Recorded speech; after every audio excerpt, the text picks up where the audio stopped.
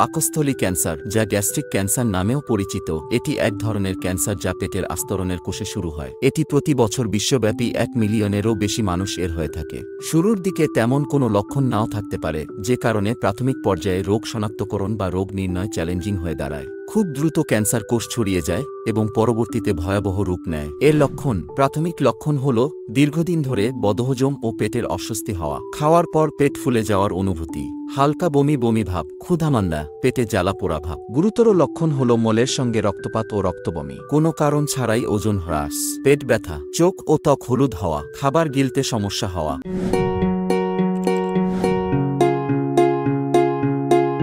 কারা কারা এই ক্যান্সারের ঝুঁকিতে আছেন? পাকস্থলীর ক্যান্সার বিভিন্ন কারণে হয়ে থাকে। নির্দিষ্ট কিছু খাবার যদি কেউ বেশি পরিমাণে খায় তাহলে এ সমস্যা হয়, যেমন স্প্রিট বেশি পান করলে, ধূমপান করলে, প্রিজারভেটিভ ব্যবহার করা হয় এমন খাবার বেশি খেলে এ সমস্যা হয়। যারা কোস্টাল বেল্ট এলাকায় থাকে তারা নোনাযুক্ত খাবার বেশি খায়, এরা এই রোগের ঝুঁকিতে থাকে। পরিবারে কারো পাকস্থলীর ক্যান্সারের ইতিহাস থাকলে এমন ব্যক্তিদের এই রোগ হওয়ার ঝুঁকি বেশি থাকে। পাকস্থলীর ক্যান্সার প্রতিরোধের করণীয়। পাকস্থলীর ক্যান্সার প্রতিরোধে খাদ্যাভ্যাসে পরিবর্তন আনা জরুরি।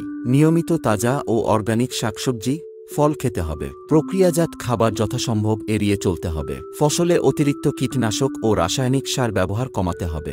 এছাড়া ওজন নিয়ন্ত্রণে রাখা, নিয়মিত ব্যায়াম করা, ধূমপান ও মদ্যপান পরিহার করলে পাকস্থলীর ক্যান্সারের ঝুঁকি অনেকটা কমবে। দীর্ঘদিন পেটের কোনো সমস্যা পুষে রাখা উচিত নয়। প্রয়োজনে চিকিৎসকের শরণাপন্ন হতে হবে।